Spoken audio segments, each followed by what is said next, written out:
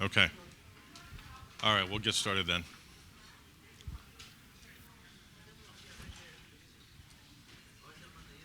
Come on in, fellas, have a seat. Okay, for anybody who hasn't met me, my name is Bob LaFawn. I'm the co-founder of the Mobile Disrupt Conference, but I'm also the co-founder and managing partner of Capital Growth Partners. Now, Capital Growth Partners is a business advisory firm, and what that means is we do anything from helping clients raise capital to start a business or grow a business. We also work with clients who are looking to possibly sell their business. Maybe they're looking to retire. They don't have a family member to take it over. They'd like to sell that business, or they're looking just to do something different with their life. We also work with companies who are looking to acquire other organizations to help scale their business. So we do a lot of other things too, like business development strategies, go-to-market strategies, organizational development, which is basically making sure you have the right people in the right seats to help your business succeed, because that's an essential part of what it takes to be successful operating a business today. So that's a little bit of who we are and what we do. I volunteered to do this session this afternoon simply because I knew it was needed, but I also knew that none of our sponsors wanted to take the stage during lunch. So I said, okay, I'll take the hit, I'll volunteer, and I'll speak to the smaller audience. But I wanted to bring this session because I think it's really incredibly important as we go forward, so that we don't get stuck in this rut of doing the same thing over and over again. Everybody knows the popular definition of insanity is doing the same thing over and over again, expecting a different result. But yet that's what I see from a consultant's perspective.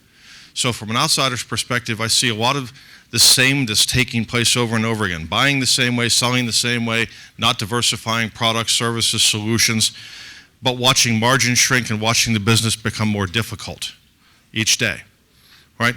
So in order to start with a market dominating position, you have to start with no preconceived notions, an open mind, and a willingness to do some research. Research is something that's probably underappreciated in business today. For example, I know organizations who started building new technologies without doing market research. And then the problem becomes they find out that, hey, maybe there's not a mass market opportunity for what they just built. So what do you do then? You built something and there's not a lot of people that are looking to buy it. In other words, there was no demand in the market for it, or very little demand. So market research is always where it should start. And I'll give you an example. I was doing freelance consulting work for a number of years, approached a friend of mine and said, hey, I think I'd rather throw in with you and build an organization and help develop that and grow it than just trying to be a solo practitioner. Because the problem with being a solo practitioner is you work on one client project until it's done, then you spend the next few months trying to find your next client project. So hopefully you budgeted your money well, because all the money you just made from that last client, you're going to have to live off that for a little while until you find the next one. So it's very up and down, not easy, not a great way to make a living. It's still very validating, it's still very useful from the standpoint of knowing you're helping people, but it's not an easy road to hoe. So I approached a friend of mine and said, I know a lot of your team has aged out, and it's just you at this point. How would you feel about me buying in, and let's work together to build this thing? He agreed. So that was 3 years ago. Very first thing I did was start doing some market research. And I looked at the industries where I have knowledge and experience, and that's telecommunications. That includes the mobile space, that includes ITAD and some of the parallel segments that surround it, are part of that broader ecosystem. And what I found was there was no shortage of solo practitioners out there, smart people, good people, talented people who had relevant knowledge and experience that were contributing in the space, but they were all just doing their own thing, one person, one client at a time. So I thought, all right, this is useful. If we build an organization, if we bring in a lot of senior talent, then we become hard to compete with. Because who would a client rather work with? One person or an organization of 10, 15, or 20 that have literal lifetimes of experience and relationships that they can help leverage on behalf of a client. So that was the mission that we started with after doing some initial research, and that's what we started working towards. But along the way, we looked at this and thought, what else can we do to add value? So we started with traditional consulting type services. Let's develop a go-to-market strategy. Let's work on business development. Great, let's work on organizational development. But we started realizing that sometimes people needed capital. They needed access to money. Well, one of the good pieces about this was my original partner, Steve John, has a lifetime of experience and has raised hundreds of millions of dollars in capital. So he knew that space cold. He's also bought and sold companies before, so he could advise on that side. So that was another element that we decided to add that would set us apart in the marketplace. So we started down the path of differentiation. So making it harder and harder for people to try and compete with us because we had more to offer than the other solo practitioners that were running around out there. So as we were building a team and an organization, they were just working one project at a time. Now, the other thing that we started looking at was what else could we do next? I had the idea to form this conference. And I approached a friend of mine who does a conference that I very much admired, and I said, I'd love to do a mobility conference, but I have no idea on how to put one together. I said, I can bring the sponsors, I can work on the content, I can bring a lot of the exhibitors, but I know nothing about how to get the facilities, what price points to negotiate at, anything of that nature, and I love your format, so I'd like to kind of co-opt it in. How would you feel about doing this together? He said, I'd love it. I don't know the mobile space. I'd love to do it, but I've never understood the mobile space. So he said, yeah, let's form a partnership and let's do it together. So we started Mobile Disrupt 3 years ago. And another interesting thing happened. It started becoming a feeder for our business advisory practice because we started running into more and more people who had problems, didn't know how to solve them. So one more way that we start generating leads. So we've had to do no outbound prospecting whatsoever to generate business. It's just coming to us. We're serving 25 different clients right now. There's 13 of us in this organization. Again, we do zero outbound prospecting. Don't need to. Absolutely don't need to. There was another element to this I started realizing too, as I started attending other conferences and getting on stage and speaking. If I did a great job with the thought leadership at that event, I'd get off the stage, I'd have people waiting to talk to me. And invariably, after I answered some questions, some of them would say, how can I work with you? I like what you had to say, how can I work with you? Turns some of those people into clients. Okay. Then there was this other element, LinkedIn. I noticed that as I was getting more relevant in the space and on stage more often, I started getting more followers. So I started posting more and more content and trying to put good content out there that was relevant for the space that I was working in. And then I actually started doing something different. I started deleting contacts that I had never interacted with before and were not in the industries that I had been working in because I just didn't see the value in maintaining those relationships. So now I've gotten to a point where we're 3 years into this. We have 13 people on our team. We have 3 years into the Mobile Disrupt Conference.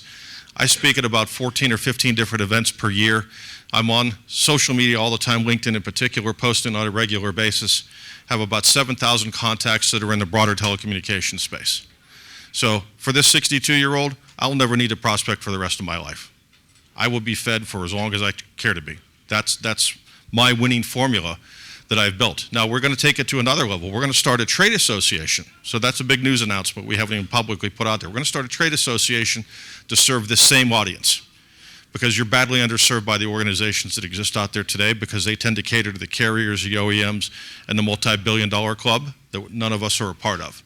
So we're going to start that trade association to provide additional resources for you to help your businesses solve problems that are in front of you. Because not every business, not every event necessarily needs to have an advisory service or contract to take care of it. So sometimes it's just a matter of providing resources that are self-serve. So that's one more element we're adding to this. So I'm going to make a very bold statement. I don't care if Mark Cuban came in with $1 billion and said, I'm going to compete with Bob LaFawn. Good luck, buddy. I'm going to kick your ass. Okay? You're not going to compete with me because I've sewn up the market from every possible angle. So throwing money at it isn't going to get it there. Okay? Because we've sewn up every aspect of this and found every possible way to try and add value. So we put ourselves in that bulletproof position. And that's part of how you establish a market dominating position, right? Is you do the market research, you see where the demand is, you try and serve the demand, but you try and continue to add value so that you're setting yourself apart from your competition and you're not just one of the many. So that you don't just get lost in the mix, all right? And then you continue to say, what else can we do? What else can we do? How else can we add value? And when it comes to lead generation, for example, which is always important, you can buy lead generation software, you can buy lists. Personally, I think they're absolutely worthless because there's this thing called the internet that Al Gore invented a long time ago. I can just do a search, right? So if I want to find names of companies and names of people, I can do that for free. I don't need to buy a list. Not only that, but a list doesn't guarantee that someone picks up the phone and takes my call or returns my email. So what did I just pay for? Nothing. Now, I understand you may not be comfortable getting up on stage. Okay, that's fine. There's no reason you still can't be taking advantage of social media to get the word out about what you do, who you are. There's no reason you can't be getting customer testimonials. When was the last time anybody in this room called a customer and said, would you be willing to give me a testimonial or a recommendation on LinkedIn? Okay, a few people. Okay. Or when was the last time you called a customer and said, hey, could we do a video and record it of you explaining why you do business with me and how you would recommend other people work with me as well? Anybody ever done that? Besides Nicole. She's done all these things. So let's just exempt you from the process already, okay? We already know. I already know. She's my surrogate daughter. I already know she does all that stuff and does it really well. And if you want advice, go talk to her about it. She does it better than most do, all right? But the point is, there are low-hanging fruit opportunities in front of us that we aren't taking advantage of. So building that market-dominating position doesn't have to be an expensive proposition, because everything I described that we've done hasn't cost a lot of money. Now, there were things like starting up the conference. Oh yeah, that costs a whole lot of money. There's a whole big lot of money that we have to put down to these facilities before they let us come in and do what we do. Have to have insurance and a lot of other things. But the point is, most of what we have done as an organization, what I've done individually, doesn't cost a lot of money. It's more about strategy and execution is what it always comes back down to. So I see a friend of mine in the back of the room. He's got an early stage business out there right now. He's got a niche market that he has an opportunity to serve that most people in this space have overlooked, all right? So as you're looking at a business like that and say, how do we build a market dominating position for that business? Well, exposure is first and foremost. Telling people, how can you tell people? He's going to be on stage tomorrow. That's one way he can do it. He's on LinkedIn. That's another way he can do it. He can call people he's done business with in the past, ask them for their honest feedback, ask them if they'd be willing to work with him, right? Also looking for partnerships. You want to accelerate your business? You don't have money to hire a sales organization? Build partnerships. Find managed service providers, channel partners, value-added resellers. You know what those people can do for you? They can walk you into their own clients already. They already have established relationships. They don't need to ask permission. You don't need to get on a bid list. You don't need to submit proposals. They already have the trusted relationship with those clients. They can go right back. If Sean's a client of mine and say, hey, Sean, I just wanted to let you know that starting immediately, we're offering ITAD services where we can take back all your used IT assets, process them, wipe the data, resell them, and do a revenue share with you. How do you feel about that? And Sean's going to go, cool, great. Why? Because he knows me. I've already proven my worth, and the trust is there. So those partnerships can make all the difference in the world. They don't cost you anything either, okay? You don't have to write a check, not until something actually has happened. So part of the key to building the market dominating position isn't about the money, it's about the strategy, all right? So I don't care, well, all right, I'm gonna take a friend of mine who's sitting in the back here. She has some retail stores. How do you develop a market dominating position if you're in retail? There's only so many locations you can put up. I had a young man at an event come to me and said, hey, we have one store, we're looking to open up 2 more. I said, why? He said, well, to grow revenues. I said, how are you doing on the revenue you have right now? He said, okay. I said, are you profitable? Well, some months we are. I said, so some months you're not, right? He said, yeah. I said, then why are you opening up another store? He said, for more revenue. I said, that's the wrong answer. You need to double down on what you have. Maximize the value of that first. And when you just possibly can't squeeze anything more out of that, that's the time to open up the next store. But not until you've conquered everything you can do with the first one and made it as successful as it can possibly be. Then you take the capital from that, the profit, all right, and you reinvest and you open up the second location after you've done market research. And you know you can go in and serve a new constituency that's not currently being served by a competitor, or if they are being served, is being underserved by that competitor because they're doing a lousy job and they have lousy reviews and a bad reputation, and you can come in and displace them and take that market over from them, all right? So this is what's involved in developing market-dominating positions. But I'd like to make this session a little bit interactive. So I want to stop for a minute and ask a question. Who in here feels as though they have put themselves in a market-dominating position? And if so, do you have any tips that you'd like to share with the rest of the audience? This is a participatory part. Don't all volunteer at once. All right. I'm going to give a microphone to Andrew for a second.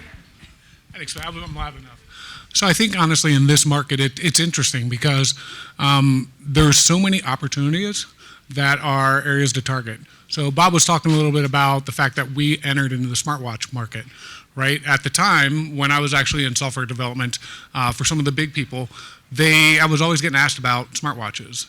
And the fact is, if you just kind of have some awareness, in this space, there's a million opportunities and problems that need solved, right? I think we've all probably encountered it. But what I'm constantly amazed by is the propensity of people in this industry to try and do the exact same thing everyone else is doing. Since I've actually came into software, people know that my team can actually develop mobile solutions that do data clear, erasure, sanitization, asset info. And regardless of the fact that whether or not I think I can do that better, the fact is why.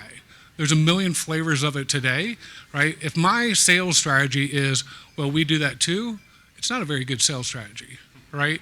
So since actually releasing smartwatches and going GA a couple weeks ago, the amount of interest has been astronomical. And we look at an entire ecosystem that's out there. I mean, if you look at IoT devices these days, everyone is actually, how many emails did you get in your inbox saying, we sell phone parts and we sell phones? I mean, they're not even trying to position and understand your business, right? But if you were to come in there and say, hey, we actually, harvest IoT parts or something that's unique and it's kind of ancillary to what we do but complementary, you're going to find opportunities because in this industry, by and large, it's been a race to the bottom. So that's not a market that I want to play in, is racing to the bottom and taking away other people's margins as well as myself. So what is something that's new that you can actually target? That's great advice, Andrew, and very salient point to what we're talking about. All right, I'm gonna ask another question, and I'm gonna ask it to Nicole because Nicole's been a major player on the retail side and has helped a lot of retail repair organizations, really scale their businesses, solve a lot of the problems that are in front of them. What kind of tips and tricks might you have for somebody that's looking to really solidify a market-dominating position for themselves? It doesn't matter if it's in retail or in a B2B environment. Any tips or tricks you'd like to recommend? Yeah. I would recommend visibility. I feel like it's really underrated what he's talking about up here about putting content out. I feel like so many people make one piece, two piece, and then they don't get the response or engagement. They think, oh, I just make one piece, it's already out there in the atmosphere, right? So you say, well, I've already talked about that topic. I've already spoke on that, but only like 6 to 7% of your followers actually see your post. That's even less for the ones that aren't even following you yet. So kind of my motto is I'm going to put my face online until I'm sick of seeing myself, and then I'm going to put myself online more, right? And so you just cover kind of the similar topics in a different way, but you have to be consistent and keep doing it, even if the watches are not there, if you feel like the views are not there, but then continue to grow your following online. Everyone is online. You can't escape it.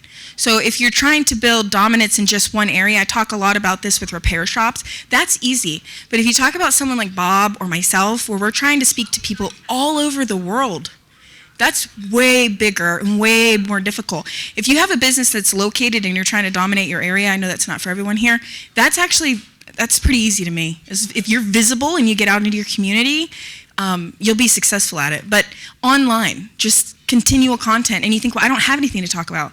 All I do is I sell devices. You can talk about a million different things to do with devices. How to set up apps on them. How do you help your clients? How do you package? How to resell?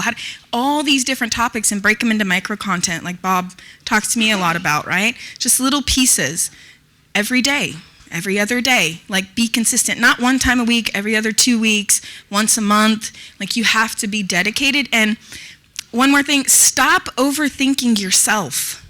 No one is looking at you and saying, you don't look good. You don't look good. I don't like your video. We're looking at ourselves.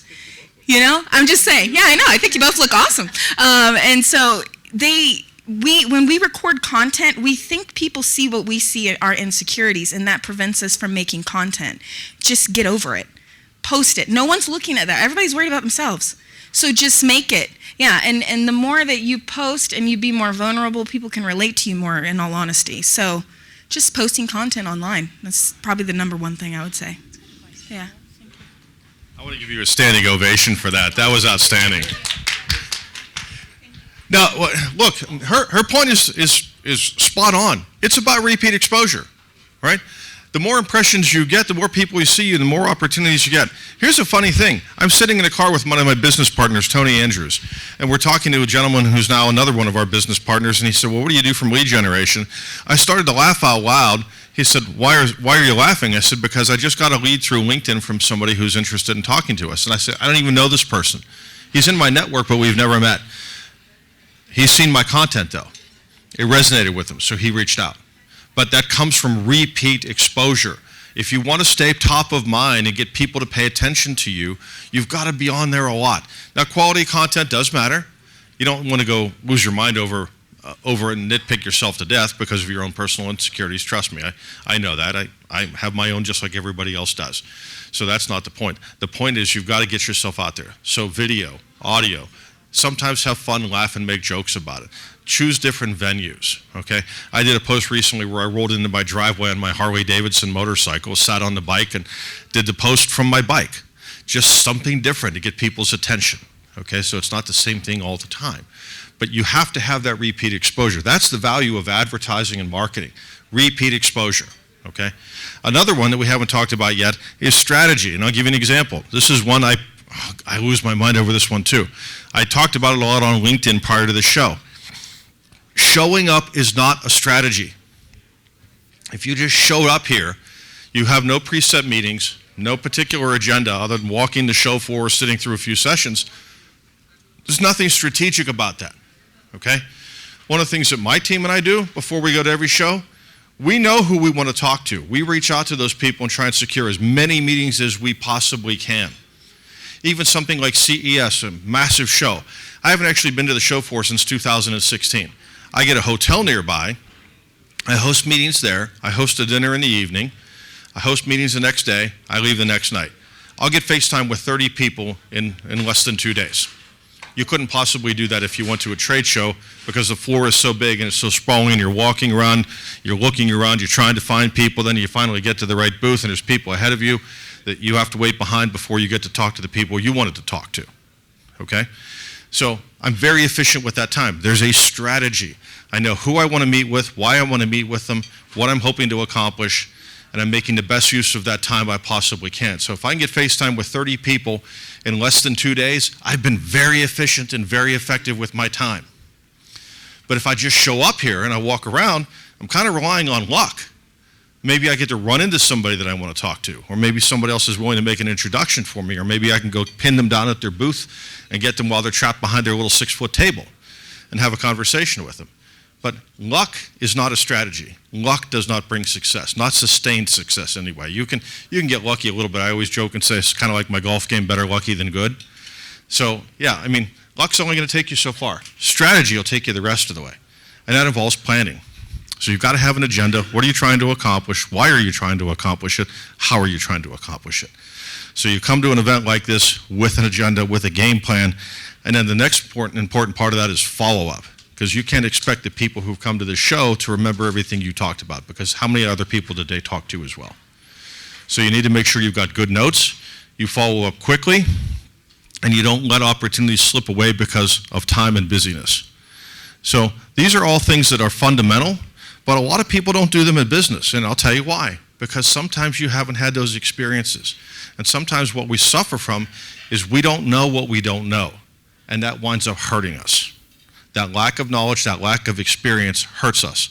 Now, one of the people I wanted to have introduce me here today is a longtime friend of mine, but he's also a mentor of mine. He's 71 years old on Thursday.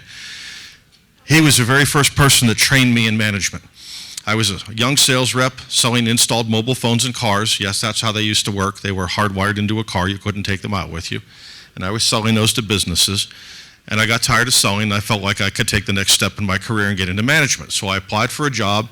Someone else got hired for the job, who also wound up becoming a good friend of mine and is one of my business partners today. But they gave me a management training position. And I was put with this gentleman, Dana Dorcas, in Williamsport, Pennsylvania, to work under Dana and learn all the different facets of the business unit. So I learned sales, marketing, collections. I climbed towers with tower technicians. I learned our accounting functions, our banking and payroll functions, everything that there was to learn in that particular branch operation. And it was good. I was now well-rounded in facets of business I didn't know before.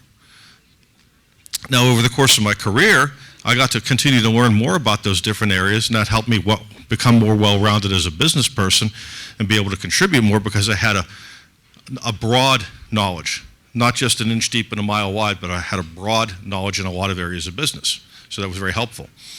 But what I've come across along the way, especially in a lot of founder-led companies, is someone has an idea, they turn it into a product or service, they work really hard, and they get to a certain level of success, and then they struggle. How do I push past to the next level? Well, they don't have that knowledge and experience to rely on, and that's where mentors come in. I just got through doing a presentation a few weeks back on the power and value of mentorship. Well, I'm fortunate today that my two original mentors, Steve John and Dana Dorcas, are two of my business partners today that I work with on a day in and day out basis. And I can honestly say they are still smarter than me. They still have knowledge and experience that I don't have, and I rely on them often. So even though I'm 62 years old and I've got a lot of experience behind me, they have more experience. They have more knowledge. And I continue to need them, and I continue to value them because they help me become a better version of myself, okay? And these two individuals, just a quick point on this too, and then I'll wrap this part up. They believed in me before I believed in me. So the impact that they had on my life and the trajectory of my career, I can't overstate that. I would have settled for a lot less of myself and been a lot less successful in my career had it not been for those two individuals, because I was ready, willing, and able to just have a job, work hard, and get advanced based on my own output and effort, and that was only going to take me so far. So having those two in my life and encouraging me to take on more and to push myself to do more and get out of my own comfort zone made all the difference. So I wouldn't be the Bob LaFont I am today. I wouldn't be a part owner of a business consulting firm. I wouldn't have Mobile Disrupt. I wouldn't have my paid speaking engagements. I wouldn't have my real estate investment business. I wouldn't have a lot of other things that I have in my life had it not been for the influence of those two people. So I can't emphasize enough. I don't care if you're an employee or if you're a business owner, having a mentor is life-changing. Not just business-changing, life-changing, all right? Because having those people that you can turn to who will just give you the honest, unabashed feedback, good, bad, or indifferent, about what's going on is incredibly invaluable. You know, anybody here a parent by chance? Oh, okay, most of the room. You understand as a parent the importance of investing in your children. You have to teach them right from wrong. You have to teach them about consequences. You have to teach them why they can't take a fork and run over and stick it in that electric socket over there on the wall, because a bad thing will happen if you let them do that, right? Mentors aren't a whole lot different. We need those people who have more knowledge and experience in life than us to help guide us so that we don't make bad decisions that have bad consequences. And at the same time, they can give us good advice to help us make better business decisions that have a broader impact on our overall life, okay? So just kind of tying this all back together again about building this market-dominating position. It starts with market research. Know who you're competing against. Know where there's gaps. Know where you can add value that's unique to the marketplace so that people would want to work with you. Then develop a strategy to address those areas, right?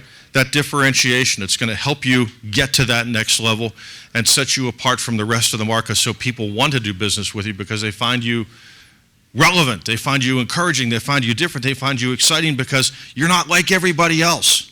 That's one thing I don't get. I would not have any interest in starting a business that's just like everybody else's. Why would I even get out of bed to do that? It's just like the most uninteresting thing I can think about, is getting up every day and doing the same thing everybody else does. Right? Now, quick story, and I'll kind of wrap this up. In fact, I'm going to sit down for a minute because I'm old and I'm tired. And it's my show, right? So I have the privilege of doing some of these things. I was working with a client several months ago. They're good friends of mine, actually back over last summer. And as we were sitting down going through a discovery process, I said, okay, guys, here's a question for you. Let's role play. I'm a potential customer, and I say to you, all right, there's no shortage of other companies that do what you do. What sets you apart? Why would I do business with you? Now, watch here, because here's how they reacted.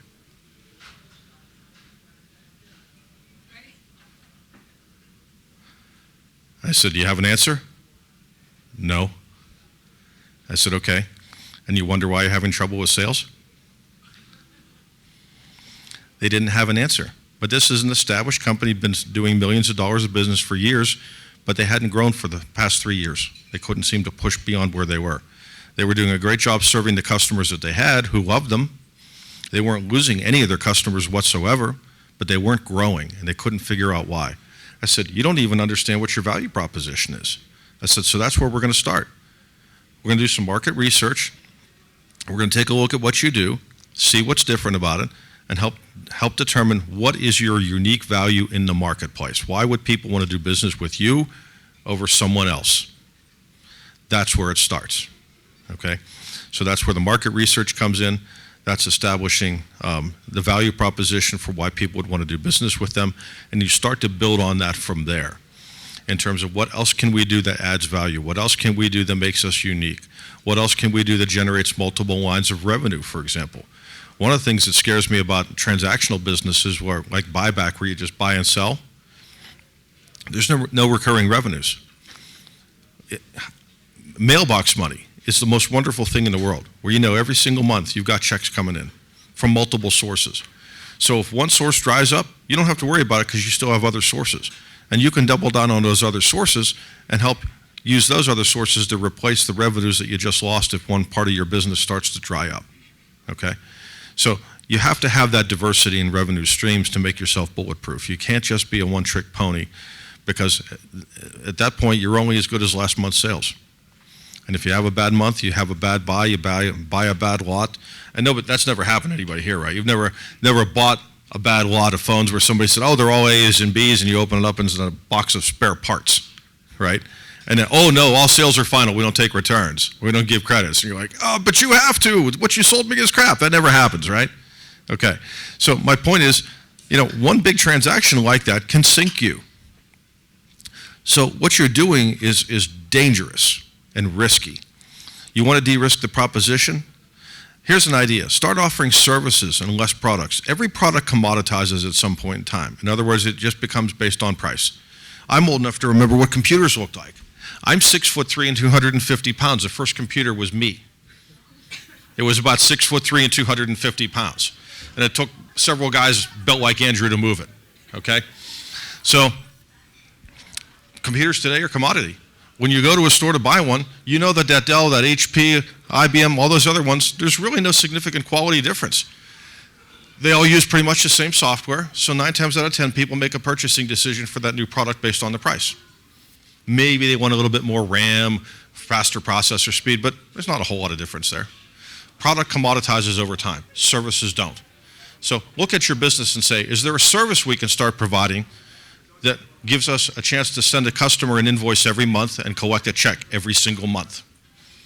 Is there a service we can do that my competitors aren't doing that adds more value than just buying and selling a product? Clean up on aisle 5, please. Okay? So as you're looking at your own business model, think about that diversification of revenue streams. Think about services over product, because, again, services seldom commoditize. And if they do commoditize, it's only because of competitive pressures, and that just means you need to look at additional services. But products are products are products, and eventually they always come down to price point. Sooner or later, it's going to get to that point. If it's not there yet, it's because the product is new enough and there's not enough competitive pressure to create that. But eventually, it's going to get there. All right? Any questions on what I've covered here today? Is this valuable at all? Okay. All right. Diego. Here, let me give you the mic so people can hear you.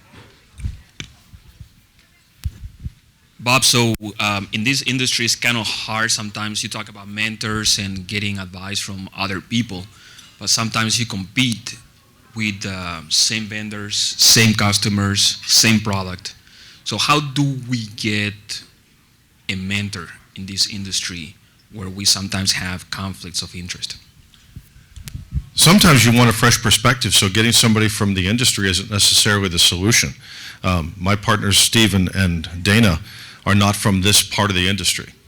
They rely on me to be the subject matter expert when it comes to mobility.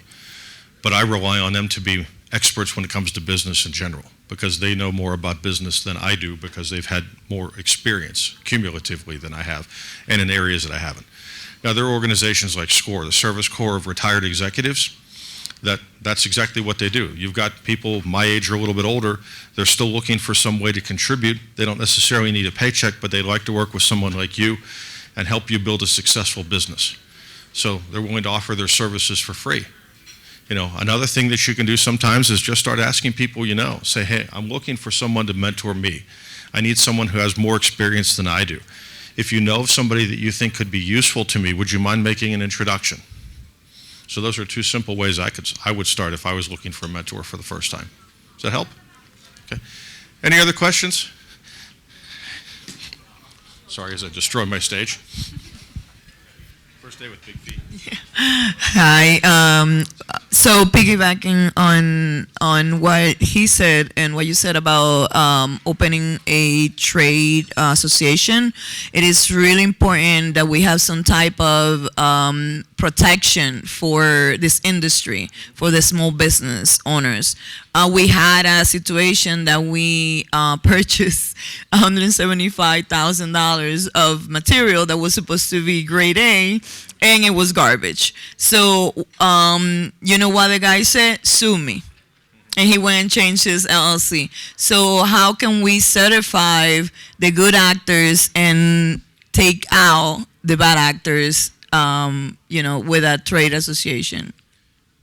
Well, and that's part of something we're going to be looking to do is how do we vet people so that we can make sure that they have good names and good reputations and that they're not going to rip people off. There's no way to make that impossible, okay? Because bad people are always going to do bad things. There's no getting around that. I guess the advantage I'm hoping I have is enough people know me in this space that if I say, you have a bad reputation, I'll make sure you never do a lick of business again. I can follow through on that if I want to. Try me and find out how quickly I'll put you out of business, all right? I don't like to play that way, but I want to make sure that when people get involved with this, they understand that we want people who are serious and about this. This isn't about income for me. I don't need this as an income stream. I'm trying to do this to help elevate the space. I know a lot of good people who become great friends of mine, and I want to help them all, but I can't help everybody individually. So by having a conference like this, starting a trade association, those are other ways that I can try and help more people and scale that assistance since I can't get to everybody individually.